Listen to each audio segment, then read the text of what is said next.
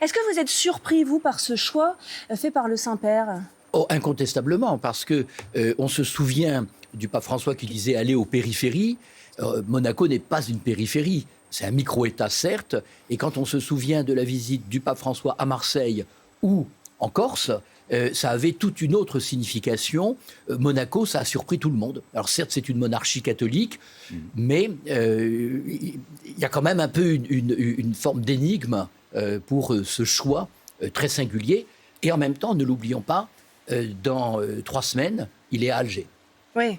Oui, vous nous dites que ce n'est pas l'unique dimension effectivement des voyages du pape, mais c'est vrai que ça marque ce choix, Madeleine Vatel. Vous le comprenez, vous, ou il vous a surpris également ? Alors à la fois c'est surprenant et en même temps c'est très intéressant de voir qu'il va à la fois plus tard aller en Afrique et en même temps être dans ce pays-là qui est extrêmement riche. Donc le pape s'adresse à tous et c'est bien redit par cette visite ici. Les plus riches et les plus pauvres ont quelque chose à entendre du Christ. Ça fait partie des missions du pape qui vient annoncer, qui vient donner la suite de la parole des apôtres. Donc il enseigne et il enseigne aux plus riches et il enseigne aux plus pauvres. Donc ça c'est très intéressant. La devise quand même de Monaco, c'est avec l'aide de Dieu. Donc voilà, avec l'aide de Dieu, le pape vient ici parler à tous. Ça, c'est vraiment intéressant. Et puis, qu'on soit très riche ou très pauvre, on a parfois des soucis qui sont les mêmes, malheureusement, des soucis de relation avec les autres, etc. Et donc ça aussi, le pape va sûrement dire un mot là-dessus. C'est vrai que c'est un pape qui en est encore à ses débuts, on peut dire, puisque ça fait un peu moins d'1 an maintenant qu'il est à ce poste, successeur de François, qui lui avait un message très dirigé vers effectivement l'accueil des migrants, des pauvres. C'est quand même symbolique ce choix de Monaco, même si oui, le pape doit parler aux plus riches, aux plus pauvres, alors qu'on a ce protocole qui se met en place, on le voit pour l'accueil de Léon XIV. Les carabiniers de la principauté de Monaco qui vont rendre les honneurs au pape, le souverain pontife, qui descend de l'hélicoptère qui l'a amené depuis Rome. Alors qu'on va avoir un coup de canon manifestement, ou plusieurs, voilà, pour l'accueil de ce pape sur le rocher, sur la principauté de Monaco. Accueilli par le prince Albert II et la princesse Charlène.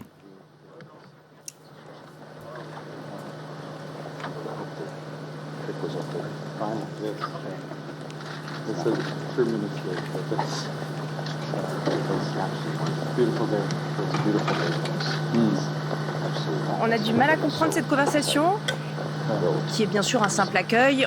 On aura des discours à 10h10, ce sera à suivre en direct. Le pape qui parle français, ils sont en train de s'entretenir, si j'ai bien entendu. Ils se sont rencontrés le 17 janvier dernier. Je pense que c'est aussi là que le prince Albert II a dû réitérer son invitation au pape et les choses se sont concrétisées.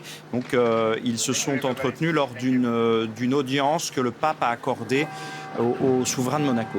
Ouais. C'est un déplacement qui s'est organisé en assez peu de temps, finalement. C'est souvent comme ça pour ce qu'on appelle ces déplacements dans la configuration des visites en Italie. On est typiquement dans ce genre de visites, c'est-à-dire des visites sur une journée. Ouais.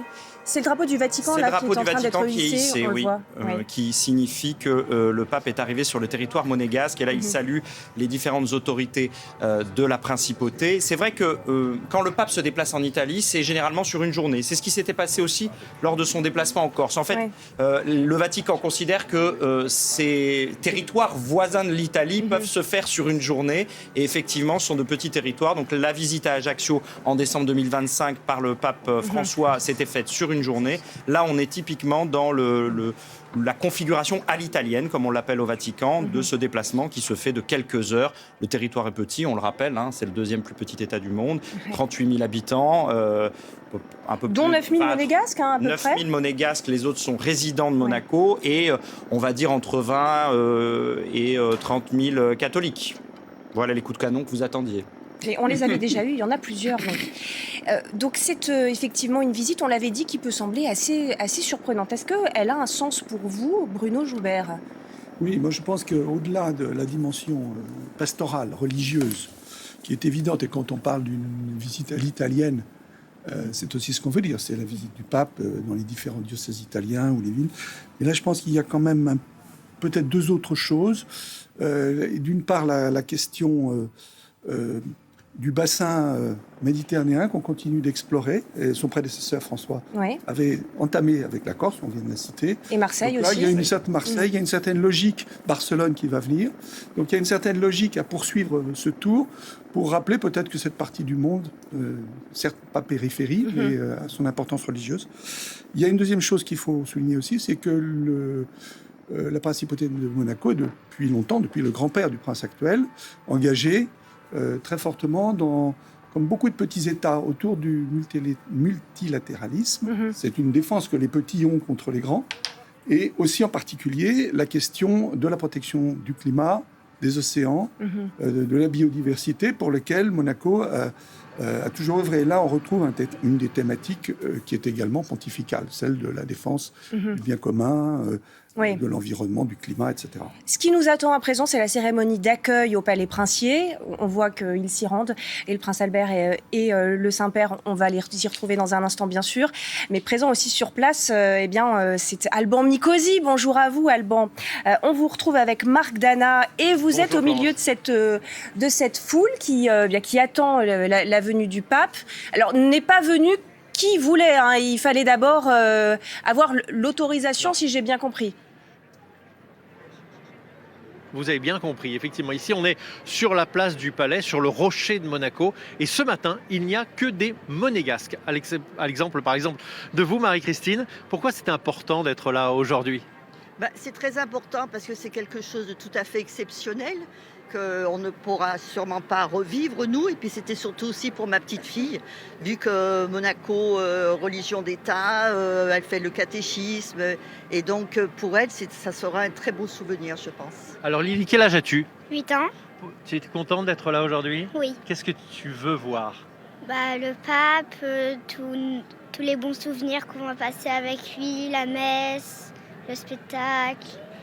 Parce qu'il faut qu'on vous dise que c'était une journée complète ici pour les Monégasques. Effectivement, il y aura tout à l'heure une adresse du pape depuis le balcon du palais que vous voyez juste derrière nous. Ensuite, il se rendra à la cathédrale. Ensuite, il se rendra à Sainte-Dévote, qui est une église traditionnelle de Monaco. C'est même la patronne de la cité, qui est aussi la patronne de la Corse, d'ailleurs. Pour Jean-Christophe Galeazzi vous en dira plus que moi à son sujet. Et puis, à 15h30, il y aura la messe au stade Louis II. Messe qui sera ouverte, là, cette fois-ci, au-delà des Monégasques, au-delà des habitants de la principauté, aux Français par exemple de la région. Imaginez qu'il y a 15 600 places au stade Louis II et qu'elles sont parties en une demi-heure. Donc c'est pour vous dire que c'est gratuit, évidemment. C'est une messe, c'est pas payant, mais il y a une vraie ferveur ici, une volonté de voir le pape qu'on va voir arriver ici dans sa voiture. Il va arriver le long de ces barrières et vous voyez, il y a déjà toute une petite foule de Monégasques qui l'attend devant le palais. Merci beaucoup, Alban, et on vous retrouve bien sûr tout au long de cette journée. On va donc voir et les Monégasques rassemblés aussi devant ce palais, et bien voir Léon XIV sur ce balcon avec Albert II. Ce sera bien sûr, si ce n'est l'image du jour, au moins vraiment un des temps forts, et ce sera à suivre dans 1 heure maintenant en direct. Est-ce qu'on a une idée, Jean-Christophe, d'ailleurs, de ce que va être ce message papal à ce moment-là ? Alors, difficile à dire. Ce qui est sûr, c'est qu'il y a des lignes de convergence entre Monaco et le Vatican. La défense de la dignité humaine, sans doute au premier chef, la protection de la vie, la référence aux valeurs chrétiennes. Et vous voyez actuellement les personnalités officielles, et notamment la princesse Caroline de Monaco, Caroline de Hanovre pour être précis. En mantille. En mantille, parce que c'est la tradition. Et on dit d'ailleurs, il faudrait vérifier avec Alban Mikosi, mais on dit d'ailleurs qu'on n'en trouve plus à Monaco actuellement, parce que les boutiques ont été dévalisées. C'est la tenue traditionnelle, évidemment. On est dans le cadre d'un pays catholique, la religion catholique est la religion d'État, et donc les princesses et les officiels, les femmes, portent la mantille, portent la tenue noire. Vous savez que seules les régnantes, les femmes régnantes catholiques peuvent s'habiller en blanc. Et c'est le cas, comme vous l'avez vu, de la princesse Charlène, qui fait partie, qui a ce rare privilège de pouvoir s'habiller en blanc devant le pape. Est-ce qu'on aperçoit Charlotte et Stéphanie également ? On est un tout petit peu loin, mais il semble que toute la famille Grimaldi soit effectivement présente là ce matin pour l'accueil du pape en grand noir. C'est donc c'est traditionnel. Est-ce que quelqu'un sur le plateau est qualifié pour ce protocole? C'est parfaitement protocolaire. Ouais. Et on ne peut pas attendre autre chose, effectivement, dans une monarchie qui est très attentive, effectivement, à ses formes. Et puis, la famille Grimaldi sait parfaitement utiliser ces images.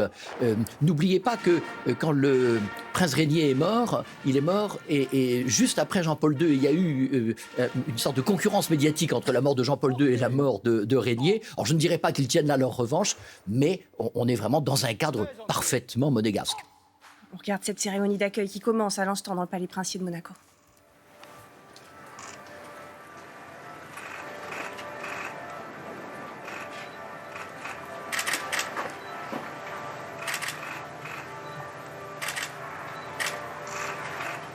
Qui donc est arrivé en hélicoptère, on l'a vu sur le port. Ça prend quelques minutes en voiture ensuite de se rendre à ce palais princier. Il y a un tout petit peu de retard sur le programme parce qu'il devait arriver théoriquement... oh non, même pas tellement. Bon, 5-10 minutes, allez. Ouais, mais il arrive, effectivement, on le voit, hein, c'est ces gardes qui présentent armes. On imagine que cette arrivée, elle est imminente. C'est donc un des temps forts, on l'a dit. Avec cet hommage juste après à Sainte-Dévote. Alors, Alban avait l'air de dire que l'histoire de Sainte-Dévote... Jean-Christophe, vous la connaissiez bien. Pourquoi est-ce qu'elle est si importante, cette sainte, pour Monaco? Parce qu'elle est, constitutive de ce qu'est Monaco en tant qu'État, en tant qu'État catholique. Et c'est une martyre, Sainte Dévote. Elle a été martyrisée à Luciana en 304 en Corse. Et en fait, la tradition raconte que son corps a été déposé sur une barque et cette barque est arrivée à Monaco. Donc, les restes, c'est-à-dire les reliques de Sainte-Dévote, sont conservées à l'église Sainte-Dévote de Monaco. C'est là que se rendra tout à l'heure le pape pour vénérer le corps de Sainte-Dévote.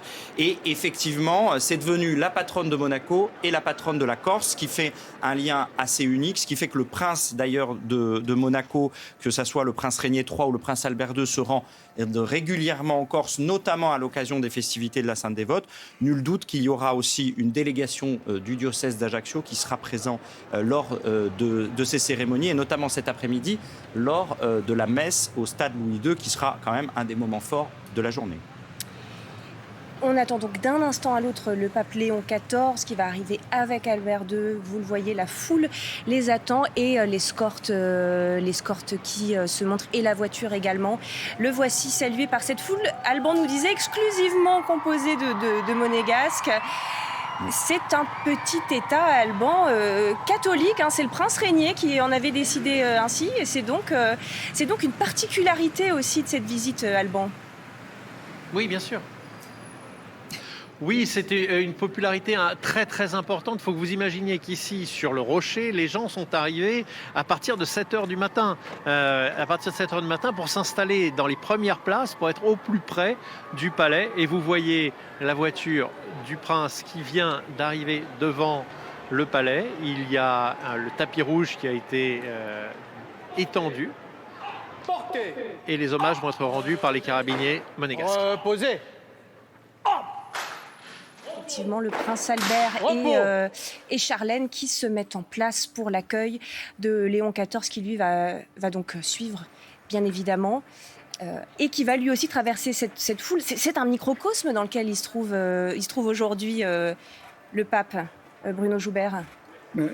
C'est un microcosme, bien entendu, nul ne peut dire le contraire de par la taille. Les monégasques, c'est 9000 personnes. De l'ensemble. En même temps, il faut voir que c'est un endroit qui est connu dans le monde entier, qui est quelque chose qui va certainement susciter beaucoup d'intérêt pour des raisons qui ne sont pas nécessairement religieuses. Et donc je pense que du point de vue même de la transmission, de la communication, c'est pas forcément une mauvaise idée que de venir d'un endroit si petit. Et sur l'image, on voit la cathédrale de Monaco. Ouais. L'image est belle, ça c'est sûr. Il faut protéger aussi cette visite papale. On est en ligne avec Pascal Bito-Panelli. On a vu l'arrivée en hélicoptère du pape. On apprend aussi que c'est la France qui assure la bulle de protection aujourd'hui de cette visite, parce que c'est un chef d'État et pas n'importe lequel qui se rend aujourd'hui sur le rocher, qui n'a pas forcément lui les moyens de cette protection. Tout à fait, madame. Mais enfin, globalement, on travaille, vous savez, toujours dans une transversalité opérationnelle entre le pays et l'autre. Et on travaille sur des cercles de protection rapprochés demi-cercle autour du Saint-Père. On vous remercie Pascal Vito Panelli. On a un problème de connexion avec vous. On va essayer de le régler, de revenir un petit peu plus tard. Bon, la France qui assure, on l'a dit, la protection de cette visite. Avec ses moyens. Pourtant, le pape n'est pas venu nous voir. On n'est pas rancunier, on va dire. On est aussi obligé de le faire. Alors, c'est compliqué comme positionnement, il faut le reconnaître. C'est-à-dire qu'effectivement, on n'est pas impliqué a priori. Le pape a tout fait pour éviter la France, ne pas avoir à avoir un accueil protocolaire à l'aéroport de Nice, faire déplacer un ministre, le Premier ministre, voire le président de la République lui-même, pour l'accueillir simplement alors qu'il va juste à côté. Et en revanche, on a des accords avec Monaco, et notamment des accords en termes de protection. L'État de Monaco ne peut pas lui-même, n'a pas suffisamment notamment de troupes d'élite pour protéger une haute personnalité comme le pape, même s'il y a des troupes d'élite qui protègent le prince de Monaco et sa famille. Voilà, il y a des accords avec la France qui font que la France vient en soutien de Monaco pour, en cas d'agression, par exemple, on est dans une période assez troublée, on ne sait pas, mais aussi dans ce type de rencontres. Oui, Benoît Pellistrandi. Les relations entre la France et Monaco sont extrêmement complexes parce que la France surveille de très près ce qui se passe à Monaco. Les flux financiers, vous voulez dire. Mais pas simplement. Pas seulement. Dans les années 20, c'est la France qui a fait pression sur Louis II de Monaco pour qu'il légitime sa descendance, pour qu'il y ait une descendance côté Grimaldi et que ça ne passe pas du côté allemand, parce qu'il y avait un risque. Or, nous n'étions pas très amis avec les Allemands dans ces années-là. De la même façon qu'en 1959, le général de Gaulle a été très attentif au traité entre la France et Monaco pour non pas placer Monaco sur surveillance, mais c'est un État qui est à la fois souverain et contrôlé par la France. Et puis, nous avons des accords de défense, c'est-à-dire c'est la France qui assure la défense de Monaco. Et c'est un Français qui dirige le gouvernement, toujours par tradition. Ouais. S'il n'y a pas d'héritier au trône, qu'est-ce qui arrive de Monaco ? Là, ça va, ils ont une marge. Ils en ont. C'était dans les années 20, voilà, pour Louis II, qui avait eu une aventure en Algérie et qui avait eu une descendance, une fille, et il n'avait pas d'autres enfants. Et à ce moment-là, s'il était mort sans reconnaître cette fille, qui est la grand-mère du prince actuel, eh bien, le trône serait passé à une branche allemande. Oui. Et peut-être qu'une partie de l'histoire de Monaco aurait changé. Oui, effectivement. On voit ce grand soleil. Bon, sur l'image, c'est magnifiquement réussi, cette visite. Bien évidemment que c'est beau, Monaco, et que c'est beau, cette foule aussi massée aujourd'hui. Heureuse, c'est fidèle, c'est croyant, et vous voyez même sur les balcons. Et puis sur le fond, cette question quand même qu'on a abordée tout à l'heure rapidement, il nous évite les papes. Quand François est venu à Marseille, il a dit « je ne viens pas en France, je viens à Marseille ». Je paraphrase, mais on n'en est pas loin. Quand il est allé en Corse, c'était aussi ce même type de message, pas la France continentale, non, la Corse. Surtout pas Notre-Dame à l'époque. Et surtout pas Notre-Dame, qui était inaugurée après ces si longs travaux, cette résurrection pour laquelle Emmanuel Macron aurait tant aimé la voir à ses côtés, le pape. Il nous évite, les papes ? Non. Je pense qu'il y a, avec François, dès le départ, une géopolitique du voyage qui fait qu'il met à l'écart les grandes puissances traditionnelles qui sont celles que j'appelle à palais à Rome. L'Espagne, Portugal, la France. Donc, cela ne l'intéresse pas. C'est l'illustration des périphéries. Et donc, il a pris beaucoup de soin à respecter cela. Et dans le même temps, force est de constater qu'il est venu assez souvent en France. Il est venu à Strasbourg. Alors, on peut dire, certes, il est venu au Parlement européen, mais il s'est bien rendu en France, il s'est rendu en Corse, il s'est rendu à Marseille. Alors, à chaque fois, comme vous l'avez très bien dit, on prend des précautions, on dit, c'est pas la France. Enfin, n'empêche qu'il n'a pas pu éviter, et moi c'est ce que je retiens. Il y a un problème. La cathédrale quand même. Oui. Il s'était contenté. Non, mais il y a un problème. Oui, parlons franchement, il y a un problème avec la France aujourd'hui, une orientation politique. Non. Le cardinal Aveline l'a dit là très récemment, cette semaine à la conférence des évêques de France, qui tenait son assemblée plénière à Lourdes. Il a dit le pape viendra en France, mais faire venir le pape en France, c'est pas un trophée. Et là, c'est une vision. C'était ce que voulait le président Macron. Il aurait voulu un trophée de plus par rapport à tous les autres, par rapport à Notre-Dame. C'est ce qu'aiment en général les puissants, oui. Voilà, c'était des trophées. Or, c'était ça qui gênait. Donald Trump aimerait aussi, d'ailleurs. Oui. C'était ça qui gênait, d'être un trophée pour. Parce que la visite d'un pape, c'est une visite pastorale. Et là, le Vatican l'a redit. La visite à Monaco est une visite pastorale. Et le voici. Le pape Léon XIV. Voilà. C'est pas une star qu'on invite comme ça pour faire une tournée mondiale. Je vous Il y signale a- que le pape Il y a Léon une discrétion XIV... sur son arrivée d'ailleurs. Hein, Une puisqu'on voit discrétion sur directement son rentrer à arrivée, l'intérieur du oui. palais. En général, il a dû s'engouffrer dans le palais princier en voiture, effectivement. Le pape qui porte tous les attributs pontificaux d'une telle visite. Hein. Rappelez-vous les voyages du pape François, Oui. il avait sa soutane blanche, Oui. point. Là, on est vraiment sur la tenue d'apparat des jours de fête d'un pape, le pape qui vient visiter une monarchie catholique. Oui, alors vous disiez justement, c'est intéressant parce que vous disiez, c'est pas un trophée, le pape qu'on invite. Et effectivement, du reste, le prince Albert l'a redit, c'est à la fois, ça peut être un honneur, mais c'est surtout une exigence de recevoir le pape parce que ça veut dire qu'il va y avoir des discours qu'il va entendre, peut-être sur la responsabilité de la façon dont on gère l'argent, peut-être donc la responsabilité d'être riche aussi, peut-être aussi effectivement sur la bioéthique, sur comment est-ce qu'on intègre les idées de l'Église, les idées de la religion, ou en tout cas l'attention qu'elle porte à la dignité humaine, comment on l'intègre dans une politique, comment on l'intègre dans les débats publics, c'est une vraie exigence pour aussi. Ce ne sont pas des images en direct, je vous précise, au cas où vous vous interrogez sur la logique de ces déplacements, c'est vrai que ça pourrait prêter à confusion.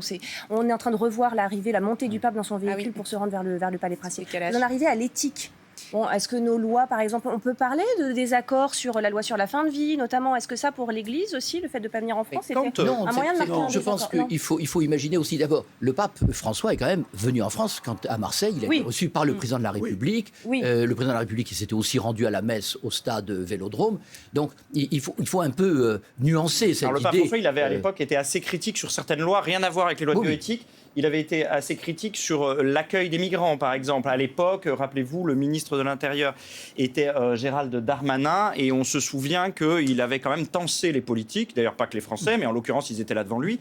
On était sur place, on avait suivi ce rendez-vous, mais aussi les politiques européens sur l'accueil des migrants, et notamment sur tous ces bateaux qui en même temps, c'était pas une surprise. En Méditerranée. C'était pas une surprise, puisque dès Lampedusa, en 2013, c'est-à-dire quelques mois après son élection, le pape François avait mis cette question au cœur. Correctif. C'est bien du direct. Il a donc pris son temps, le pape, pour... saluer les personnalités à l'intérieur de ce lieu d'accueil à côté de l'héliport. Il y avait les délégations, il les a saluées, ils se sont entretenus un instant. Et donc là, il est en route. Donc il est effectivement légèrement en retard sur le programme. Voilà, vous le voyez, cette escorte, cette traversée de ce tout petit... le caillou, comme on dit, si je ne m'abuse, le rocher. Le rocher. Le caillou, c'est autre chose, vous avez raison. Il y a une image de dénuement dans cette expression qui ne sied pas forcément, effectivement, à ce qu'on a sous les yeux. Cependant, Florence, pour continuer ce qu'on disait, il y a quand même, on sent un point d'accord entre le prince Albert II et le pape Léon XIV sur la question de l'avortement, par exemple. Vous voyez, quand on dit dignité humaine, on pense à ça. Vous savez que l'avortement n'est pas autorisé à Monaco. Oui, on va y revenir. Mais Alban Mikosi, on vous retrouve en direct. Donc le pape arrive vers vous. Absolument. Là, en fait, ce que vous avez vu tout à l'heure, c'était les images à l'héliport de Fontvieille pour vous raconter comment c'est Monaco, pour ceux qui ne connaissent pas. Il y a un rocher qui est la partie originelle de Monaco, le rocher de Monaco. Tout le reste s'appelle Monte-Carlo, ce qui est autour, ou alors Fontvieille. Fontvieille, c'est un nouveau quartier qui a été gagné sur la mer. C'est le quartier sur lequel se trouve, par exemple, le stade Louis II. L'héliport se trouve à Fontvieille. Et là, maintenant, vous voyez le convoi du pape en train de remonter du quartier de Fontvieille, qui est donc un quartier entièrement gagné sur la mer, là où se trouve le stade, où il y aura la messe tout à l'heure. Et il va remonter en direction du rocher. Ça va prendre environ 5 minutes. À partir du moment où il est dans la rampe du rocher, vous verrez qu'il y a un nombre considérable de gens. C'est tous ceux qui n'ont pas eu le droit de monter sur le rocher. En haut du rocher, sur la place du Palais, il n'y a que des monégasques et la place est complètement pleine, ainsi que vous allez le voir il faut 5 minutes pour monter des abords du stade Louis II, là où il est actuellement, jusqu'ici, la place du Palais. Oui, pour ceux qui ne connaissent pas bien la région, on traverse la rue, on est à Nice, on est en France. Oui, on n'est pas à Nice, mais on est en France. Enfin, on est en France. Dans les Alpes-Maritimes. Dans les Alpes-Maritimes. Donc on voit cette arrivée là à l'instant du pape qui chemine dans ces petites rues de Monaco, qui va d'ailleurs y retourner dans cette matinée, et notamment dans une petite église, l'église Sainte-Dévote. On évoquait cette sainte à l'instant avec vous, Jean-Christophe, si importante pour le rocher. Et en attendant, ce premier temps, ça va être dans quelques instants, l'accueil, il a déjà été accueilli, on l'a vu par le prince Albert, mais l'accueil protocolaire dans la cour de ce palais princier où l'attend la totalité de la famille royale de Monaco, qu'on connaît si bien en France, bien évidemment. Et puis ensuite, cette allocution sur le balcon. Il va parler, le Saint-Père, il va parler en français d'ailleurs, parce qu'il est polyglotte, il parle 6 langues, si je ne m'abuse, il parle très bien le français. On évoquait avec vous il y a un instant, Madeleine Vatel, ce qu'il allait bien pouvoir dire, et vous disiez, eh bien, tout comme l'Église ne s'adresse pas qu'aux pauvres, elle s'adresse aussi aux riches, il y a peut-être un message, pourquoi pas, à faire passer aujourd'hui. Est-ce qu'il peut aller jusque-là? Est-ce que vous le pensez aussi sur ce plateau, le pape aujourd'hui? À l'évidence, il va. C'est d'ailleurs intéressant parce que Monaco-Monte-Carlo, c'est la rive nord de la Méditerranée. Il sera bientôt à Alger. Au mois de juin, il sera à Barcelone, ce que vous vous rappeliez. Donc il y a effectivement une réflexion sur la Méditerranée qui est quand même un des espaces au monde où la richesse et la pauvreté sont les plus proches. Et ce sont à la fois des questions de nature politique, de nature diplomatique, on l'évoquait avec les flux migratoires, mais qui sont aussi des enjeux culturels. Et n'oublions pas combien le catholicisme est marqué par cette identité méditerranéenne. Donc je pense que c'est très important. Le voyage de François à Ajaccio insistait sur la dévotion populaire, la piété populaire. Elle dit aussi quelque chose de cette pratique qui n'est pas simplement résiduelle en Europe. Donc je pense qu'effectivement, pour un pape, c'est très important et il a beaucoup de choses à dire et il va les décliner en fonction des lieux où il est. Et comme en Corse, à Monaco, la piété populaire est très importante. Il ne faut pas la sous-estimer. Alors, on connaît, on a tous des images en tête des confréries espagnoles ou des confréries italiennes très démonstratives au moment de la Semaine Sainte qui approche, c'est la semaine prochaine. Mais à Monaco aussi, comme en Corse, il y a des confréries. Elles sont encore très vivantes et on va sûrement les voir notamment cet après-midi ou lors de l'échange à la cathédrale ou lors de la messe au stade Louis II. Oui. Mais vous allez un pas plus loin dans le sens de ce que vous venez de dire l'un et l'autre. Cette piété, en réalité, autour du bassin méditerranéen, elle est partagée non seulement par les chrétiens, mais par la rive d'en face, largement musulmane. Et donc, c'est peut-être un point commun à tous ces peuples, et donc un souci peut-être du Vatican, de contribuer à l'unification de ces peuples autour de la transcendance. Et c'est qu'elles soient riches ou qu'elles soient pauvres, que Monaco soit riche ou que les autres soient pauvres, le point commun, c'est la relation au divin. On vous retrouve à Alban Mikosi alors que le convoi papal est en train toujours de déambuler dans ces rues de Monaco. Vous n'êtes pas seul, hein, Alban, vous avez un invité. Non, avec Patrick Médecin. Patrick Médecin, alors vous êtes un ancien ambassadeur de Monaco, mais là vous êtes là à titre de responsable des bénévoles. Ça a été compliqué à organiser cette visite? Le phénomène, c'était d'arriver à organiser ça en un mois pour tout le monde, pour les autorités, pour le diocèse et pour les volontaires qui se sont mobilisés autour de l'archevêque. C'est l'hymne de Monaco qu'on entend derrière vous, hein? C'est la musique des carabiniers du prince qui font honneur au prince et aussi au Saint-Père qui arrive. Combien de bénévoles ont été mobilisés pour cette journée? Plus de 400 bénévoles se sont mobilisés avec des endroits différents pour chacune des événements. Et donc on s'est divisé et on a essayé d'être présent et d'aider et d'accueillir. Parce que si je comprends bien, ce matin c'est surtout les Monégasques et cet après-midi c'est les gens de la région. Alors, ce matin, c'est les Monégasques et les résidents de la Principauté. Et ensuite, il y a Sainte-Dévote, ça sera avec les jeunes et les catéchumènes. Et c'est ouvert aussi aux autres personnes qui viennent des autres diocèses voisins. Et il y aura un parcours en papa mobile, je crois. Oui, tout à fait. Ça a été compliqué à organiser, ça? Alors ça, c'est les autorités qui ont organisé ça. Et il y a quand même une habitude à organiser les grands événements à Monaco. Et les Grands Prix de Formule 1, par exemple, parce que je crois que le parcours emprunte un tout petit bout du circuit. Un tout petit bout jusqu'à Sainte-Dévote, jusqu'à la montée. Oui, avec il passera par la grille de départ et la grille d'arrivée. Très bien. Eh ben, on va voir ça. Là, le pape ne devrait plus trop tarder, puisqu'on voit le convoi qui continue à avancer dans les rues. Je crois que vous l'attendez ici dans 3-4 minutes, c'est ça? Oui, tout à fait, merci. Merci à vous.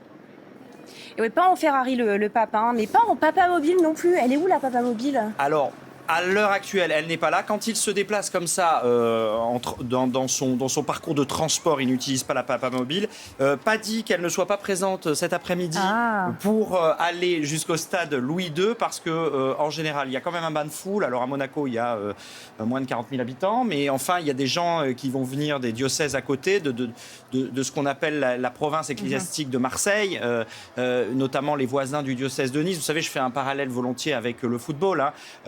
Le stade Louis II, il n'est pas rempli quand il y a des matchs de Monaco par les Monégasques uniquement. Il y a beaucoup de Niçois qui sont supporters de Monaco. Les autres sont supporters de l'OGC Nice. Eh bien, c'est pareil là. Il y aura certainement beaucoup de Niçois pour accueillir le pape à Monaco. C'est une tradition aussi. Ils sont voisins, ils sont très liés.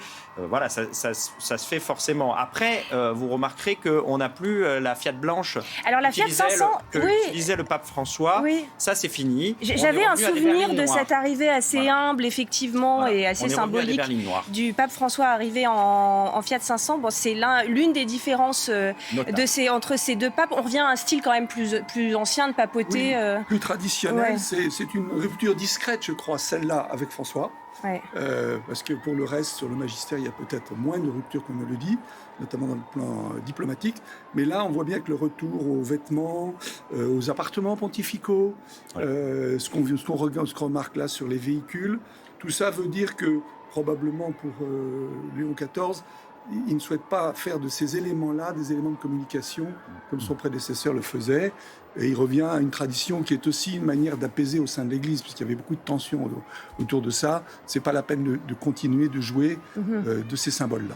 Ouais. Il est de retour donc dans les appartements pontificaux. Oui. Ils sont plus à l'aise avec ce déplacement à Monaco, parce que les appartements pontificaux sont des beaux appartements richement ornés qui ont été restaurés depuis son élection et qui viennent à peine d'être restaurés et rouverts. Il vient de prendre possession il y a quelques jours de ces appartements pontificaux dans le palais apostolique. Dans lesquels François ne voulait pas vivre. Il était, lui, avec je pense aussi qu'il y a un facteur qu'on oublie un petit peu.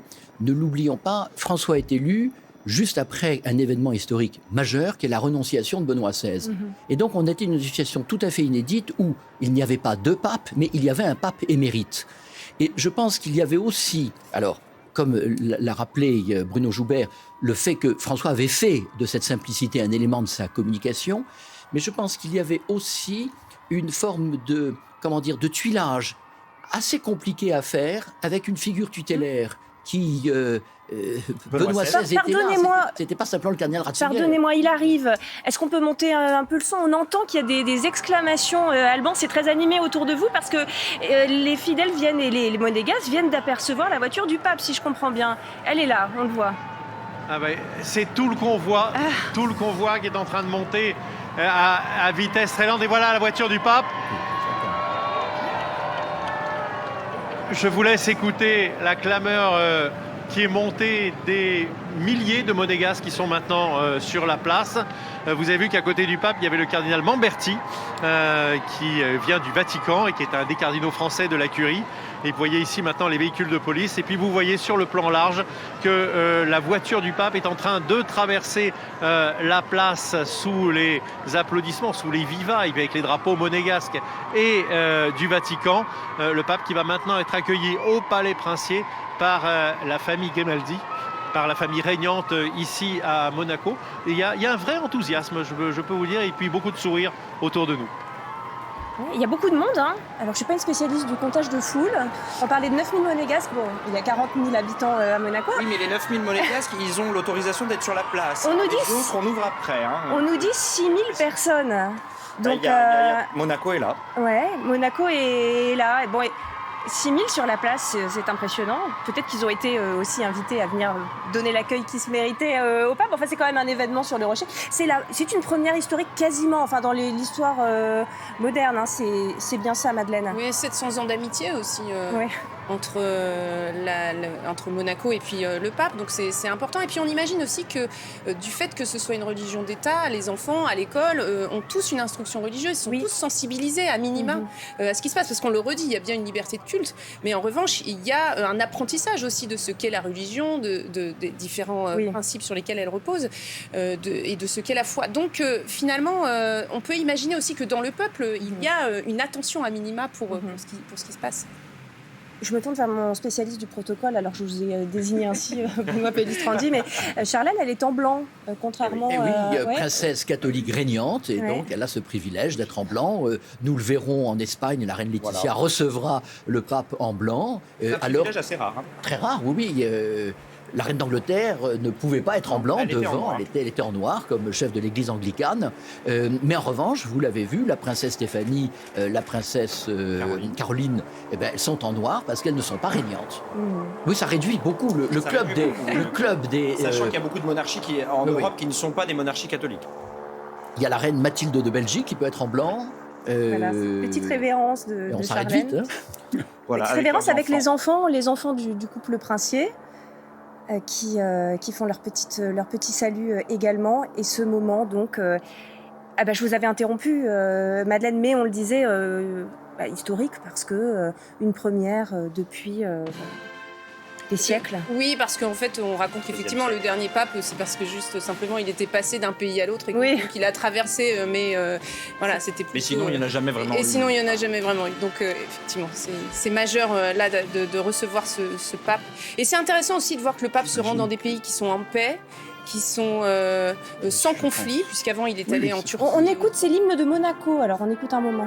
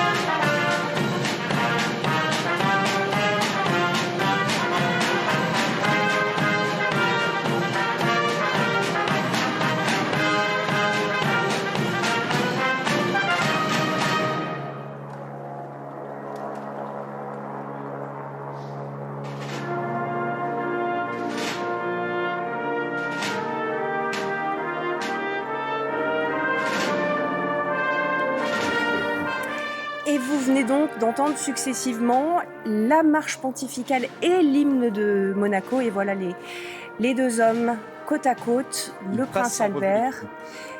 Il passe en revue les troupes. Et le pape Léon XIV. ce moment solennel que vous trouviez à l'instant, Bruno Joubert, très réussi.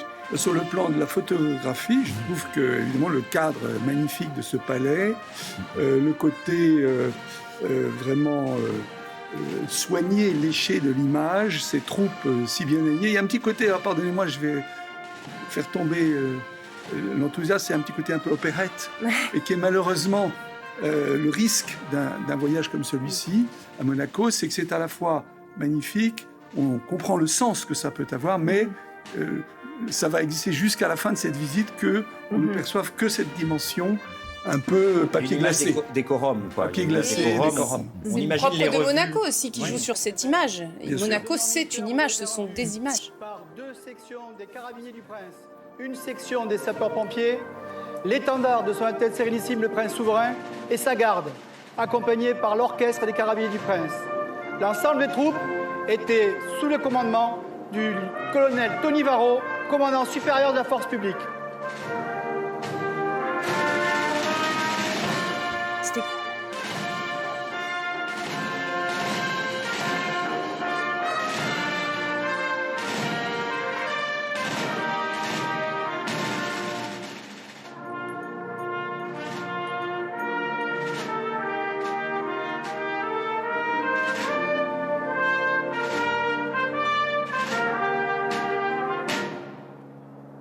Fois une visite apostolique et une visite d'État.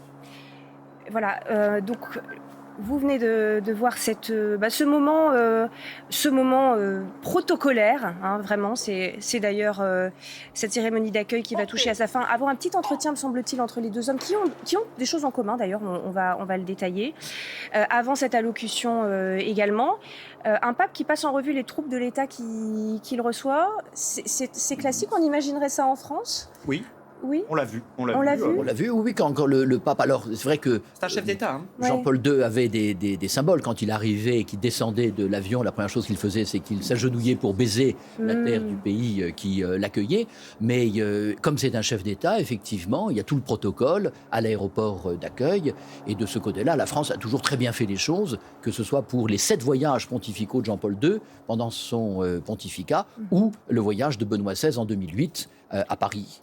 Et vous voyez que le prince Albert II passe en revue sa délégation. Il présente la délégation monégasque au pape. Alors 12 personnes pour la délégation monégasque. Et puis le Saint-Père ensuite présentera sa délégation autour de 10 personnes également. Voilà, c'est là la délégation du Vatican avec le secrétaire d'État, le cardinal Parolin et Monseigneur Mamberti, qui est le préfet du tribunal suprême de la signature apostolique et qui est français d'origine corse. C'est un entourage important pour le pape aujourd'hui. Dans cette visite, ça a un sens autre que protocolaire, cette présence. Il y a des discussions qui se font. Je ne pense pas que c'est de sens autre que protocolaire. La présence du secrétaire pour les affaires des États étrangers, c'est-à-dire Monseigneur Gallagher, qui est anglais, montre que c'est une visite à l'étranger.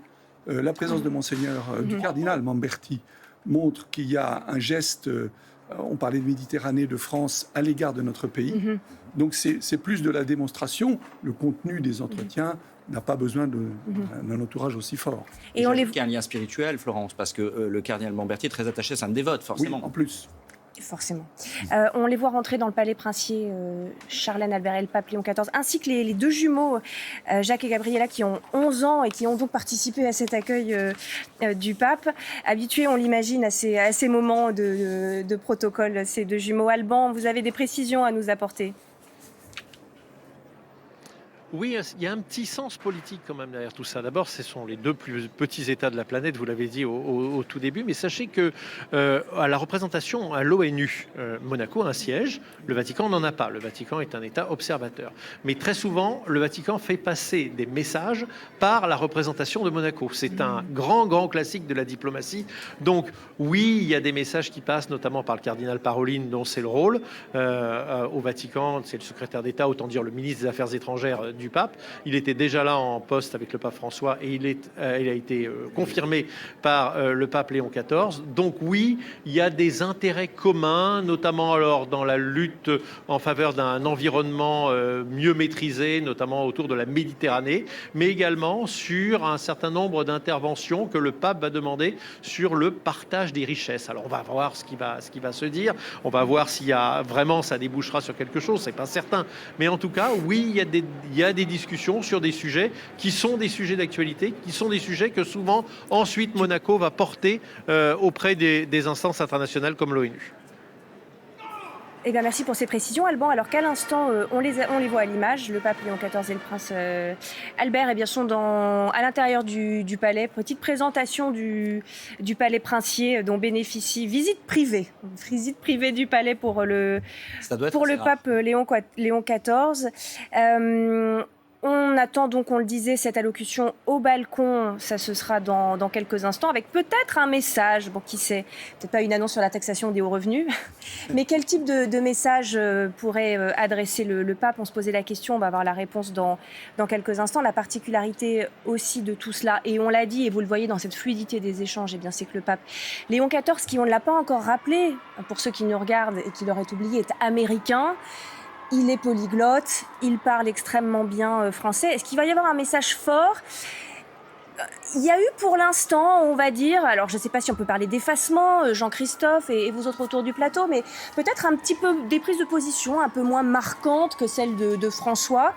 C'est peut-être pas anodin non plus, d'ailleurs, Jean-Christophe. C'est aussi une des raisons pour lesquelles il aurait été choisi, apaisé un petit peu après ce qui pouvait être jugé comme on va dire des déclarations mal perçues parfois par certains fidèles du pape, de son prédécesseur, du pape François. Alors, Florence, le pape n'a pas de mandat impératif. Néanmoins, quand les cardinaux l'élisent, ils élisent un profil. Et clairement, on savait, on était sur place il y a un an pour suivre ces événements, on savait clairement qu'on n'aurait pas un François bis. Il fallait forcément essayer, comme on le disait tout à l'heure, d'une part de rassembler la famille catholique, d'autre part d'être peut-être moins clivant sur certains aspects. Il y a certains puissants de ce monde qui étaient parfois un peu houspillés par le pape François. Là, clairement, on a un autre type de discours, plus dans la discrétion. Peut-être pour nous aussi, observateurs moins forts, parce que c'est vrai que le pape François avait des prises de parole qui pouvaient avoir un caractère plus politique, qui nous intéressait donc davantage. Là, on est peut-être plus dans la catéchèse, on était peut-être plus dans le discours spirituel. Ça ne veut pas dire qu'un jour ou l'autre, il ne sortira pas de sa réserve pour des messages forts. Pas sûr que ça se passe aujourd'hui, quand même. Mais effectivement, quand il se rendra en Afrique, notamment en Algérie, pays de Saint-Augustin, puisque c'est un augustinien, il fait partie de la congrégation de Saint-Augustin, on aura certainement un message fort en Algérie. Bon, c'était la cathédrale de Monaco, pardonnez-moi, c'est sublime qu'on apercevait la cathédrale de Monaco.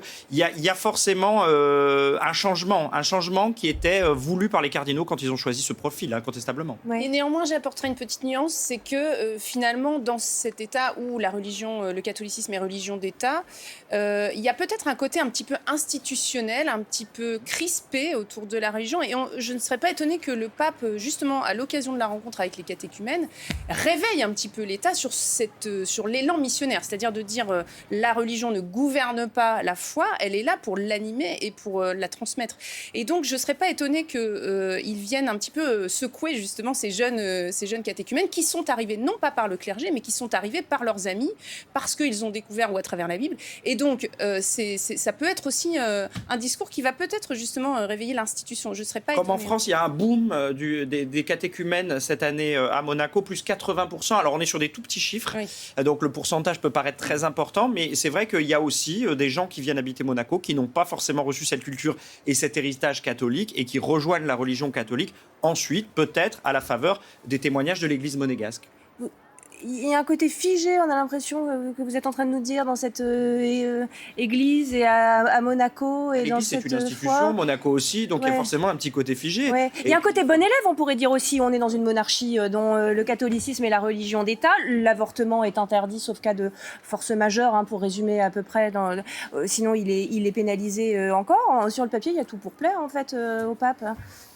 Il y a tout pour plaire à la doctrine catholique, mais je pense qu'il faut quand même... C'est vrai qu'il y a un style très différent entre François et Léon XIV. Mais ne l'oublions pas, Léon XIV, à la fois est américain et péruvien. Il a été évêque de Chiclayo au Pérou pendant 20 ans.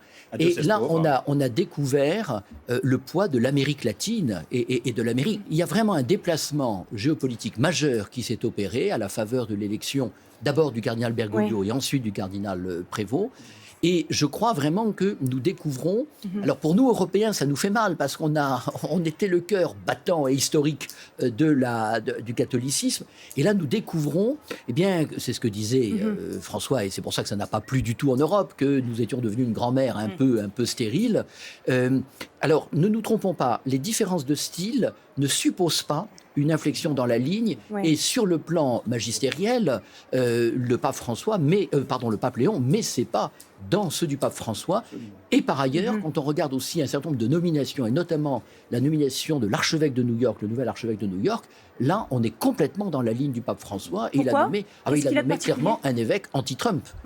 Donc, alors, il ne faudrait pas... le clivage gauche-droite ne fonctionne pas pour essayer de comprendre les dynamiques dans l'Église. Enfin, il n'est pas trop à droite. Mais voilà, il est clair que Léon n'est pas un restaurateur d'une doctrine que François aurait mis à mal.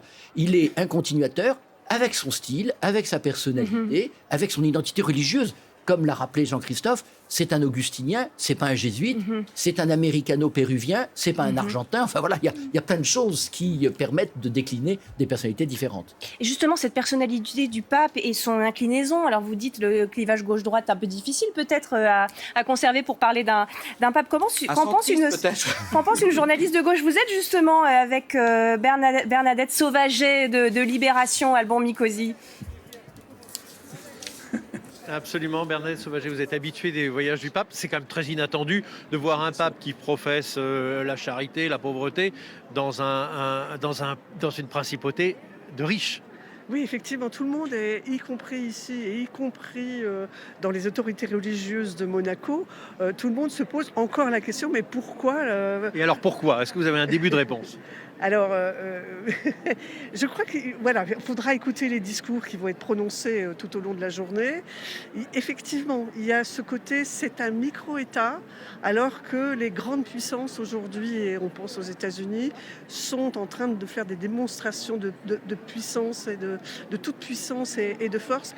Et probablement qu'il y a quelque chose qui est là, un message symbolique en fait. Une forme d'éloge du multilatéralisme. Du petit. Du petit, et le petit qui peut avoir de l'influence malgré... Est-ce qu'à votre avis, il va dire quelque chose sur quand même l'extrême richesse et l'extrême pauvreté? Il y a quelque chose à attendre ou pas forcément? Alors, à la façon Léon XIV, qui n'est pas la manière de François, qui avait des paroles très fortes et qui bousculait. Ce pape est un pape qui se présente comme un pape de l'unité, donc il ne veut pas choquer.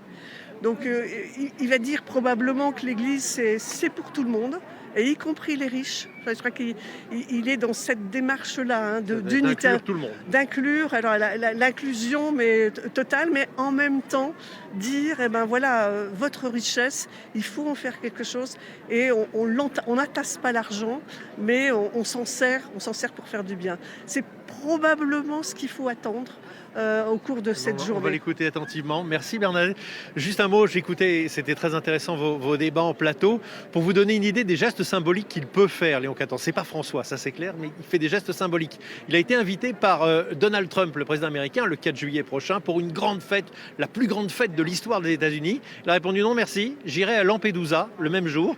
Donc vous voyez qu'il est quand même s'inscrit dans la tradition de François, et il est avec des gestes différents, avec sans doute un style très différent, finalement dans une ligne politique qui n'est pas si lointaine.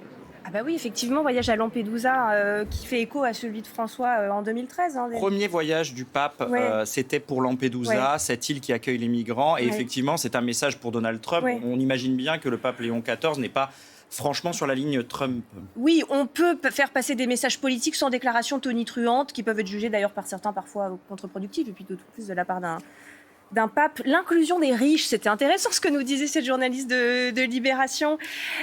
Il est plus facile pour un chameau de passer par le trou d'une aiguille que pour un riche d'entrer dans le royaume des cieux. Du reste, ça, c'est un message qui parcourt toute la Bible parce que Abraham avait un troupeau énorme, le roi Salomon avait des palais incroyables, il était extrêmement riche, le roi Jéroboam était aussi croulait sous l'argent et sous l'or. Et le petit prophète Amos, qu'est-ce qu'il est venu lui dire ? Il est venu lui dire que ce fossé entre les très riches et les très pauvres devait cesser, que l'argent, quand il conduit à la corruption et à ses dérives, et à vouloir toujours plus posséder, eh bien, ce n'est pas la place qu'on attend d'un roi. Donc, en fait, tout cela parcourt toujours. Il est finalement dans la lignée. Donc, ce qui n'est pas reproché, c'est pas l'abondance, parce que l'abondance, ça a toujours été lié. En fait, l'argent, l'abondance, c'est l'abondance que Dieu donne.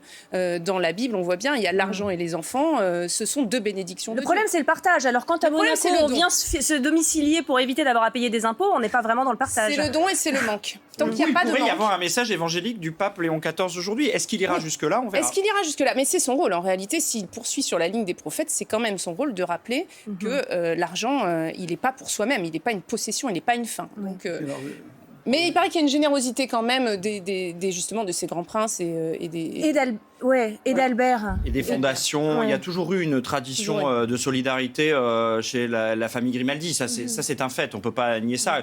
Et en cela, c'est évangélique. Après, je ne pense pas que le pape Léon XIV ira jusqu'au casino pour sortir les marchands du temple. Mais bon. Mais en même temps, il faut aussi reconnaître qu'il y a deux choses à Monaco, si je comprends bien. Il y a la population d'origine, qui n'est pas nécessairement très riche, qui a certainement beaucoup d'aisance, c'est un des pays les plus riches en Europe, mais donc une personne sur 3 millionnaires vit sa foi, probablement avec beaucoup de générosité. Mais ce qui fait aussi l'image de Monaco, ce sont tous ces yachts, ces gens qui sont venus d'ailleurs, ces tycoons anglais ou américains ou russes. Et ceux-là, j'imagine que le message évangélique, ni même la visite, ne sont pour eux. Et on peut se poser la question de savoir... Et donc le système vit aussi de ça. Donc il y a vraiment deux choses. Fiscal, oui. Là, il y a deux choses à distinguer. C'est le système qui fait de Monaco ce qu'il est, puis la population qui est catholique, est engagée et profite d'une certaine façon d'un système économique. Et tant mieux pour elle. Surtout si ensuite elle en fait un bon usage. Oui. Évidemment, on est très marqué par la beauté de ces images aujourd'hui. On a l'impression d'être, alors on parlait de microcosme, dans une bulle presque un peu anachronique, pour ne pas dire autre chose. On est dans un contexte aujourd'hui de grande instabilité géopolitique. On a un conflit en Iran qui en est aujourd'hui, et qui rentre dans son 2e mois aujourd'hui, la guerre en Ukraine qui se poursuit. Le pape François, on le sait, était très engagé pour tenter d'œuvrer à des progrès diplomatiques entre la Russie et l'Ukraine. Il avait été critiqué d'ailleurs aussi pour ça. On jugeait qu'il mettait un peu trop sur un pied d'égalité Russie et Ukraine également. Le pape Léon, dans cette bulle-là, aujourd'hui, est-ce qu'il doit trouver le temps, et est-ce qu'il va trouver le temps de dire un mot sur, bien sûr, cette situation géopolitique aujourd'hui ? Alors déjà dimanche dernier, parce qu'il le fait presque tous les dimanches comme son prédécesseur, c'est-à-dire parler de la situation politique internationale au moment de la prière de l'Angélus, place Saint-Pierre. Même dimanche dernier, il a à nouveau appelé à la paix. C'est pas la première fois et il le fait régulièrement. On peut imaginer que dans une de ses prises de parole aujourd'hui, il le refera parce qu'il sent bien quand il est en déplacement comme ça que toutes les caméras sont tournées vers lui du monde entier et donc ça a un écho supplémentaire, on va dire. Oui, ça dépasse largement le petit rocher. 150 nationalités qui vivent ensemble. Je pense qu'il va peut-être s'appuyer là-dessus pour dire que là, on a un phénomène d'harmonie et de paix au sein même de Monaco. Il est 10h si vous nous rejoignez sur France Info et on vous rappelle qu'on attend d'un instant à l'autre l'arrivée du pape Léon XIV et du prince Albert II sur ce balcon où des micros ont été placés ainsi qu'une tenture rouge. Prise de parole donc qui est à suivre dans un instant en direct sur France Info en français, puisqu'on vous le rappelle, le pape Léon XIV parle très bien français et on s'interroge en ce moment sur ce plateau sur le message qui va être passé. Alors pardon, je vous interrompais, Bruno Joubert. Non, ce qui me paraît un message constant chez ce pape-là, comme ses prédécesseurs, c'est la paix. Et c'est là où on revient à ce que disait M. Pellistrandi tout à l'heure, c'est qu'il y a une continuité sur le plan diplomatique, sur le plan du rôle de l'Église en tant qu'acteur international. Là, on voit bien la continuité totale du système. Et d'ailleurs, ce n'est pas surprenant.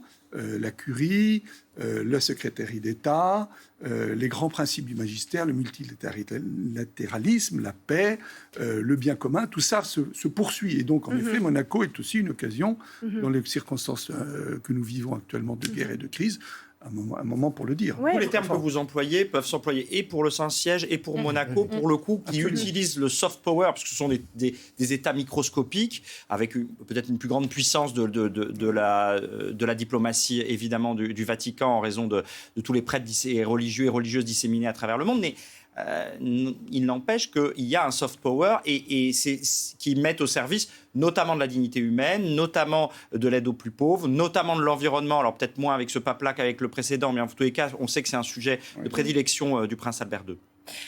Oui, on le disait aussi, il y a un côté surprenant potentiellement dans ce voyage chez les ultra riches, comme on dit, cet hélicoptère qui se pose à côté des yachts. Bon, est-ce que ça interroge dans ce contexte troublé? On le sait, Alban Nicosi, vous êtes avec un journaliste qui lui apprécie le côté glamour de tout ça, Arthur Herlin de Paris Match. Est-ce qu'il y a que du glamour aujourd'hui? Je vais lui poser la question, Arthur.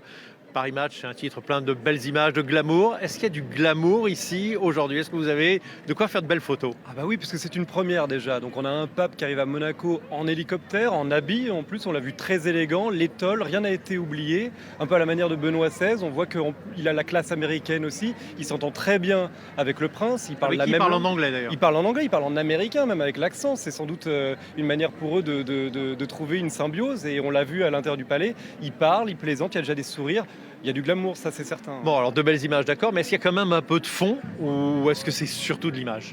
Pour le moment, c'est un peu tôt pour le dire. On va attendre les discours. On s'attend à ce qu'il parle déjà de certaines questions aussi bien sérieuses, aussi bien sur les finances que sur l'avortement. On sait que le prince s'est placé, s'est positionné on peut rappeler qu'ici à Monaco, l'avortement n'est pas légalisé. Tout à fait, et l'Église et le catholicisme est religion d'État. Donc il y aura forcément des échanges assez sérieux. Et puis peut-être le style du pape va se développer, peut-être qu'il va avoir des prises de parole aussi improvisées. On attend, en fait, on est tous un peu en observation. Il casse un peu la coquille. Exactement, on attend qu'il casse un peu la coquille, on attend des paroles fortes. Après, on sait que voilà, jusqu'à maintenant, il est plutôt prudent. C'est un pape qui fait attention, qui respecte l'unité des chrétiens, l'unité aussi des nations, du protocole. Il respecte beaucoup de choses. Une dernière question un peu piège, Arthur. Si je regarde 2 km par là, c'est la France. Si je regarde 2 km par là, c'est aussi la France. Ouais. Mais ici, c'est pas la France. En effet. Il va venir en France ou jamais, un peu comme François qui venait à Marseille mais pas en France, ou en Corse mais pas en France? On voit qu'il a à cœur d'aller là où le pape François n'est pas venu. Alors le pape François est venu formellement, enfin il est venu en France factuellement mais pas formellement. Donc je pense qu'il va y avoir chez Léon la volonté de aussi réparer entre guillemets, venir formellement en France. Moi j'en suis convaincu. Il y a beaucoup de références faites à la France. Il reçoit beaucoup de Français. Il a encore délivré un message assez fort aux évêques réunis à Lourdes. Il viendra forcément après les élections et ce sera une bonne manière d'inaugurer le nouveau mandat du prochain président de la République. Eh ben, c'est un pari que vous faites, on verra si c'est la réalité. Merci, ils sont toujours dans le bureau du prince, qui se trouve donc dans le palais derrière. Un jour, je vous raconterai l'histoire de la famille régnante ici, les Grimaldi.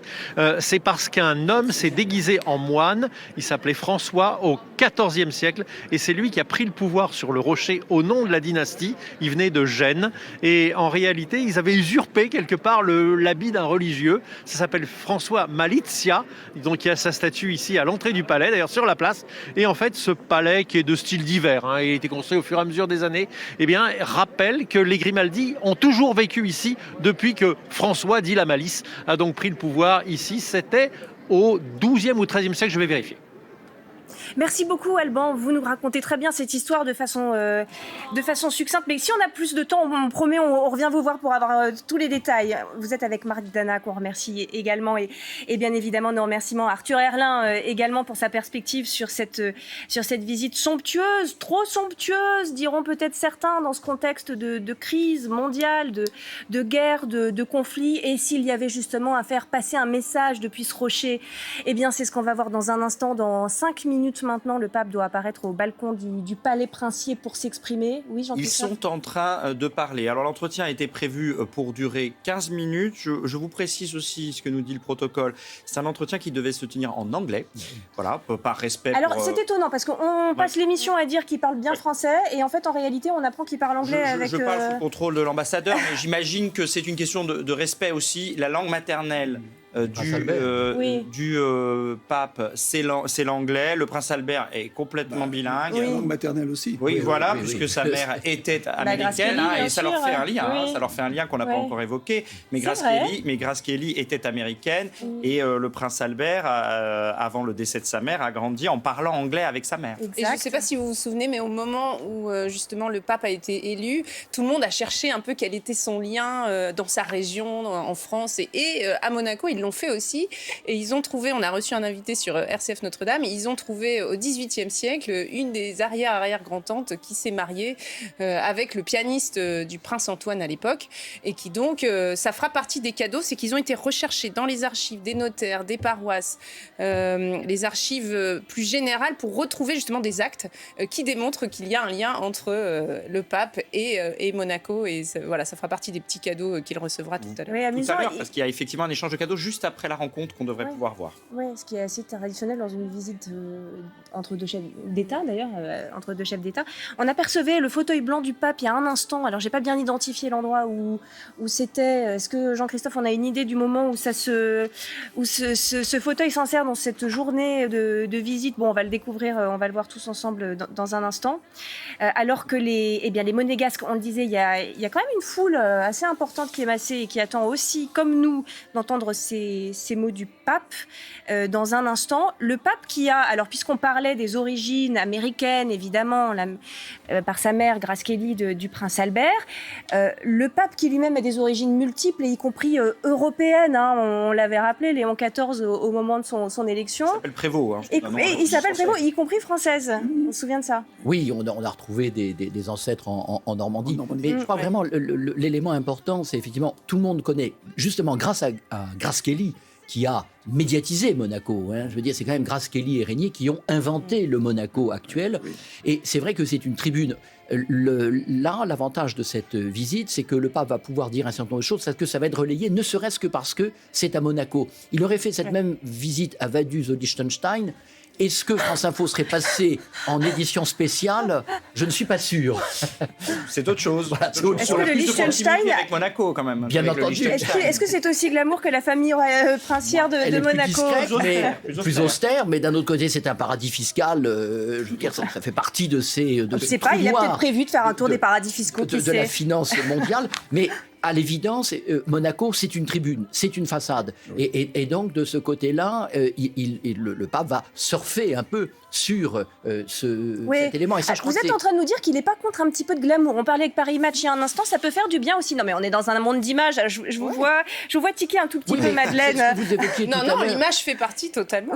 C'est de la communication. Le pape communique beaucoup. Alors celui-là, il est plus discret, on l'a dit. Mais... Dans les points communs, du reste, on a effectivement le décorum entre le Vatican et puis Monaco. Et puis on a cette question du temps long, c'est-à-dire qu'entre la dynastie des Grimaldi et puis aussi le Vatican, le temps semble ne pas avoir de prise en fin de compte, que ce soit sur le Rocher ou sur le Vatican. Donc on a aussi cet intérêt, enfin ce point commun, on va dire, de prendre le temps, de dire des choses qui dureront dans le temps, d'être parfois contre-courant aussi, ça peut arriver. Et voilà, ça fait partie des points communs. Ouais. Alors après, le risque, c'est ce qu'on évoquait tout à l'heure. On est dans un paradis fiscal, une principauté d'opérette, et le Vatican aussi est quelque chose de très riche, de très somptueux. Et donc là, il y a quand même un écart entre les valeurs évangéliques et les images que l'on voit. Donc il peut y avoir un effet boomerang qui se retourne, parce que je veux dire, cette question du rapport de l'Église à l'argent n'est pas d'une clarté, mais c'est un vieux problème. Quand je dis pas d'une clarté, c'est que la question est posée depuis presque 2000 ans. C'est sûr qu'il eût été plus simple pour le pape de ne pas aller à Monaco. Là il faut justifier un petit peu le positionnement. Il prend un risque, et ça sera d'autant plus intéressant de l'entendre dans quelques minutes. Vous êtes avec l'une des fidèles et des monégasques qui attend le pape ce matin, Alban Nicosie. On vous retrouve sur place devant ce palais princier. Et vous êtes devant avec une monégasque qui très certainement la doyenne de cette foule aujourd'hui. Oui, très probablement Florence Laudenne. Quel âge avez-vous, Elda? 105 ans. 105 ans. Oui. Pourquoi c'était important d'être là aujourd'hui? Ah, parce que j'adore Monaco. Je suis monégasque d'abord. Et vous êtes fier que le pape soit là? Ah, ben oui, très, très fier, oui. Et je suis contente de voir le pape. Eh bien, merci beaucoup. Il y a une petite attente là, parce que comme vous avez vu, on attend maintenant les propos du pape et du prince. Mais chez les bénévoles, notamment, on a entendu chanter tout à l'heure. Comment ne pas te louer? Comment ne pas te louer? Seigneur Jésus. Voilà l'ambiance ici à Monaco et on attend dans quelques minutes la première apparition publique du pape devant les citoyens monégasques. Merci beaucoup Alban. Ce pape qui séduit à tous les âges manifestement. C'est bien. Bon, il y a cette crise de la foi, crise des vocations en Europe. L'Église, et d'ailleurs c'est aussi une des raisons de ce choix, se tourne de plus en plus vers ce qu'on appelle encore aujourd'hui le nouveau monde pour l'Église. Il faut aussi remobiliser, alors si ce n'est en France, et il y aura sans doute une visite, c'est ce que nous faisait entendre aussi Alban et son invité, il y aura sans doute une visite après les élections. On va y revenir d'ailleurs, parce que c'est important encore ce rapport aux politiques en France. Mais bon, là, à Monaco, on est au cœur quand même on va dire, de cette Europe de l'Ouest méditerranéenne. Il y a un besoin de se montrer, d'être là, d'être présent quand même, toujours aujourd'hui, plutôt que de multiplier les déplacements, on va dire, un peu plus lointains pour nous. Oui, alors vous dites qu'il faut remobiliser, c'est vrai, et c'est peut-être aussi le sens du verset qu'il a choisi selon Saint Jean, le chapitre 14, verset 6. « Je suis le chemin, la vérité, la vie ». On se remobilise autour de quoi ? Mais autour du Christ. Et peut-être pas tant que ça autour de la politique, parce qu'aujourd'hui, c'est aussi ce qu'on observe, et ce sera peut-être d'ailleurs dans les interventions du pape, l'instrumentalisation des idées religieuses au service du politique. Et on sait que c'est très rarement, finalement, la religion comme foi et comme pratique qui finit par transpirer, par être transmise. Et donc, je pense qu'il y aura peut-être aussi un petit warning, si je puis dire, une petite vigilance du pape sur les liens entre politique et religion. Là, on a une religion d'État qui intervient dans les débats sociétaux, qui a sa place au cœur du politique. C'est quand même le politique qui décide. Et la question, c'est quand on a des partis politiques qui utilisent la religion uniquement sous le volet patrimoine ou culturel, qu'est-ce qu'il reste du Christ ? Qu'est-ce qu'il reste du chemin de la vérité de la vie ? Pas grand-chose. Oui, avec la difficulté en France qu'on est un État laïque et que c'est toujours compliqué de s'associer, comme va le faire Albert dans un instant, dans cette cathédrale, à la prière du pape. Alors aux États-Unis, on va dire un peu moins, une tradition, un État qui associe la religion à toutes ses décisions et Dieu à toutes ses décisions. En France, on prend cette distance qui n'a pas lieu d'être aujourd'hui. Dans cette cathédrale, dans un instant, à 11h, il y aura ce temps de prière à la cathédrale, cette sublime cathédrale de Monaco que vous voyez à l'image en ce moment. Voilà. Avec là aussi une prise de parole du pape prévue. Voilà. Plutôt une méditation. On sera dans un temps de prière à la mi-journée, mais il y aura une prise de parole. Et c'est probablement à ce moment-là que, comme vous le disiez très bien, une des caractéristiques qu'on discerne de l'action du pape actuel, de Léon XIV, c'est ce recentrage sur la personne de Jésus-Christ. Alors là, nous ne sommes pas pour faire du prosélytisme religieux du tout, mais c'est pour expliquer que le Saint-Siège est d'abord une puissance qui a pour objet de faire valoir les idées de l'Église. C'est ça son but international, c'est ça sa justification. À partir de là, le pape profite en effet très bien d'événements comme celui-ci pour redire son message. Et son message est très cohérent. À partir du moment où il replace le Christ au centre de sa démarche, c'est la paix qui vient tout de suite, c'est le pardon qui vient tout de suite, c'est toutes les notions dont le monde, dans son fonctionnement brutal, violent, guerrier, aurait besoin. Regardez cette fenêtre qui s'est ouverte, pardonnez-moi, et le pape Léon XIV et Albert II qui apparaissent à ce balcon. La mantille, ça y est, sur la tête, la mantille blanche. Sur la tête de Charlène, épouse d'Albert, du prince Albert, qui va donc s'exprimer en premier devant cette foule enthousiaste, pour de vrai, on peut le dire. Très Saint-Père, c'est pour moi-même, pour la princesse Charlène, et notre famille et pour toute la communauté monégasque, un immense honneur et une grande joie et une profonde émotion de vous accueillir aujourd'hui pour cette visite historique. Historique, ce moment l'est par la place qu'il reconnaît à Monaco au sein du monde chrétien en cette première année de votre pontificat. Par la manière dont il marquera chacun et chacune d'entre nous. Et par son inscription dans le destin de notre principauté, un destin façonné dans la foi catholique qui, depuis plus de 700 ans, a guidé notre chemin, forgé notre identité et inspiré notre action, comme en témoigne notre devise « Deo Juvante ». Ce lien unique a en réalité bien plus de 700 ans, puisque c'est il y a 17 siècles que la barque de Sainte Dévote accosta sur nos rivages pour changer notre histoire. Ce lien s'est renforcé depuis, en même temps qu'il nous a permis d'affirmer notre identité et notre souveraineté. À la fin du XVIIIe siècle, c'est par fidélité au pape que les premiers seigneurs Grimaldi quittaient Gênes pour s'installer sur le rocher.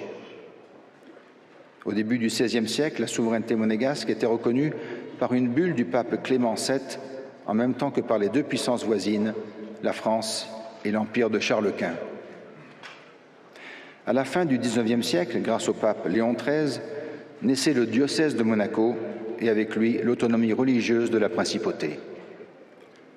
Et en 1981, c'est par Saint Jean-Paul II que notre évêché était élevé au rang d'archidiocèse, à l'époque même où mon père, le prince Régnier III, renforçait notre place sur la scène internationale. Ce parallèle n'est pas anecdotique. Il rappelle que l'histoire de notre principauté est indissociable de son lien avec le Saint-Siège et son ancrage dans la foi catholique. Cette foi ne nous a jamais quittés. C'est pourquoi notre Constitution, si elle assure la liberté du culte, reconnaît le catholicisme comme religion d'État. Dans une époque de bouleversements profonds et de sécheresse spirituelle, notre foi fait notre force. Elle contribue, comme la monarchie, à inscrire Monaco dans la recherche permanente d'un équilibre entre les impératifs du présent et les exigences du temps long. Cet équilibre n'est pas figé. Il est fait de conciliation et d'évolution permanentes. Nous les recherchons en conservant à l'esprit les valeurs chrétiennes et les exigences qu'elles portent. Cette fidélité au message du Christ infuse l'ensemble de notre société. En témoigne la vitalité de notre vie paroissiale, l'engagement humanitaire qui anime tant d'entre nous, ou encore la subsistance ici de traditions très fortes, directement ancrées dans cet héritage. C'est donc une principauté baignée de valeurs chrétiennes qui vous accueille aujourd'hui. Une principauté qui s'engage dans de nombreux combats qui nous sont communs. Parmi eux, il y a bien sûr le combat pour la paix, cette paix désarmée et désarmante à laquelle vous avez appelé le monde. À l'heure où résonnent les conflits armés, où la force semble triompher, nous savons comme vous que la paix ne peut être durable que si elle est fondée sur la justice et orientée vers la réconciliation. Si elle passe par le dialogue en recherchant véritablement une solution pour tous, plutôt que par les armes. C'est pourquoi ce combat a marqué notre histoire et mobilise notre diplomatie. Car comme vous, nous savons aussi que les petits États peuvent contribuer à l'amélioration du monde, à condition d'être fidèles à leurs valeurs et forts de leur détermination. Les consciences et les âmes ont une puissance singulière, et vous le prouvez chaque jour. La même conviction guide notre engagement en faveur de notre planète et de toute la création. Le pape François l'a affirmé dans l'encyclique Laudato Si, la préservation de notre maison commune est une exigence universelle. C'est une exigence de fraternité à l'égard de tous nos frères humains, actuels et futurs. C'est une responsabilité collective à l'égard du vivant. C'est un impératif de solidarité de la part de ceux qui ont le plus de moyens. Cette exigence ne saurait être dissociée du respect de la dignité humaine dans toutes ses dimensions. Protéger la création, c'est protéger l'homme. Très Saint-Père, avant d'entendre vos paroles et avant que vous n'alliez à la rencontre pastorale de l'Église de Monaco, je veux vous assurer du très ardent hommage que notre principauté vous rend ici. Je disais en commençant mon propos que votre visite était historique. En cette veille du dimanche des Rameaux, de la première année de votre pontificat, elle saura, j'en suis sûr, nous inspirer dans nos actions futures. Car l'histoire que nous célébrons aujourd'hui, ces plus de 700 ans de fidélité et de foi que renforce votre présence, n'est qu'une étape sur la route plus longue que nous continuerons à suivre dans vos pas, la route de l'espérance et du salut dans la fidélité au Christ. Je vous remercie.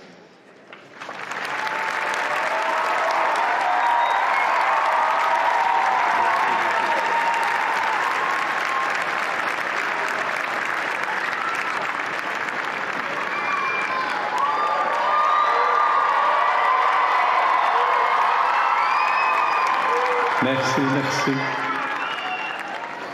Altesse Sérénissime, chers frères et sœurs, je suis heureux de passer cette journée parmi vous et d'être le premier des successeurs de l'apôtre Pierre des temps modernes à se rendre en principauté de Monaco, une cité-État qui se distingue par les liens profonds qui l'unit à l'Église de Rome et à la foi catholique.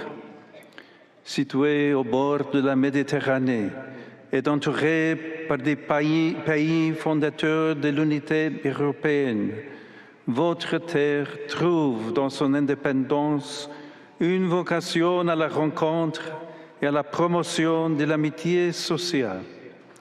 Aujourd'hui, menacée par un climat généralisé de fermeture et d'autosuffisance, le don de la petitesse, avec un héritage spirituel vivant, engage votre richesse au service du droit et de la justice, surtout à un moment historique où la démonstration de la force et la logique de la toute-puissance blessent le monde et compromettent la paix. Dans la Bible, comme vous le savez, ce sont les petits qui font l'histoire. Les spiritualités authentiques entretiennent cette conscience. Il faut avoir confiance en la providence de Dieu, même lorsque le sentiment d'impuissance ou l'insuffisance prévaut. Car nous croyons que le royaume de Dieu est semblable à une minuscule graine qui devient un arbre. Bien sûr, cette foi ne change le monde que si nous assumons nos responsabilités historiques. La composition plurielle de votre communauté fait de ce pays un microcosme au bien-être duquel contribue une minorité dynamique de ressortissants locaux et une majorité de citoyens originaires d'autres pays du monde. Parmi eux, beaucoup occupent des postes de grande influence dans les domaines économiques et financiers. Un grand nombre exercent des fonctions de service. Les visiteurs et touristes sont également nombreux. Vivre ici est pour certains un privilège et pour chacun un appel spécifique à s'interroger sur sa propre place dans le monde. Aux yeux de Dieu, rien ne doit être reçu en vain. Comme le laisse entendre Jésus dans la parabole des talents, ce qui nous a été confié ne doit pas être enseveli dans la terre, mais doit être mis en circulation et multiplié à l'horizon du royaume de Dieu. Cet horizon est plus large que l'horizon privé et n'est pas celui d'un monde utopique. Le royaume de Dieu, auquel Jésus a consacré sa vie, est proche parce qu'il advient au milieu de nous et secoue les configurations injustes du pouvoir, les structures de péché qui creusent des abîmes entre pauvres et riches, entre privilégiés et rejetés, entre amis et ennemis. Chaque chaque talent, chaque opportunité, chaque bien mis entre nos mains a une destination universelle, un devoir intrinsèque de ne pas être retenu mais distribué pour que la vie de tout le monde soit meilleure. C'est pourquoi Jésus nous a enseigné à prier. Donnez-nous aujourd'hui notre pain quotidien. Et en même temps, il dit, cherchez avant tout le royaume de Dieu et sa justice. Cette logique de liberté et de partage est au fondement de la parabole du jugement dernier, qui met les pauvres au centre. Le Christ juge qui siège sur un trône s'identifie à chacun d'eux. Vous êtes parmi les rares pays du monde à avoir comme religion d'État la foi catholique. Celle-ci nous met devant la souveraineté de Jésus qui engage les chrétiens à devenir dans le monde un royaume de frères et sœurs. Une présence qui n'écrase pas mais relève, qui ne sépare pas mais relie, prête à toujours protéger avec amour chaque vie humaine, à tout moment et dans toutes les conditions, afin que personne ne soit jamais exclu de la table de la fraternité. C'est la perspective de l'écologie intégrale qui, je le sais, vous tient particulièrement à cœur. Je confie à la principauté de Monaco, en vertu des liens si profonds qui l'unit à l'Église de Rome, une mission toute particulière dans l'approfondissement de la doctrine sociale de l'Église et dans l'élaboration des bonnes pratiques locales et internationales qui en manifestent la force transformatrice. Même dans une culture plus religieuse et très sécularisée, la manière d'aborder les problèmes typiques du magistère social pour révéler la grande lumière de l'Évangile à notre époque, une époque où il est si difficile pour beaucoup d'espérer. Grâce à une foi ancienne, vous serez ainsi des experts dans les choses nouvelles, non pas tant en percevant les biens qui passent, des novités qui survieillissent en une saison, mais en étant préparés aux défis sans précédent que l'on n'affronte qu'avec un cœur libre et une intelligence éclairée. Saint Paul VI disait à l'occasion du 75e anniversaire du Rerum Novarum, « Vous comprenez bien que pour marcher, il faut de la lumière. Pour promouvoir un progrès social, il faut une doctrine. » C'est la pensée qui oriente la vie. Si la pensée reflète la vérité sur l'homme, sur le monde, sur l'histoire, sur les choses, alors la marche peut se poursuivre, se remonter rapidement. Sinon, la marche devient ou lente, ou incertaine, ou difficile, ou déroutée. Ce sont des paroles tellement actuelles. C'est pourquoi nous invoquons Marie, trône de la sagesse et cause de notre joie, afin qu'elle nous conduise toujours avec notre esprit, notre cœur et nos choix au Christ, Prince de la paix. Pax vobis, que la paix soit avec vous.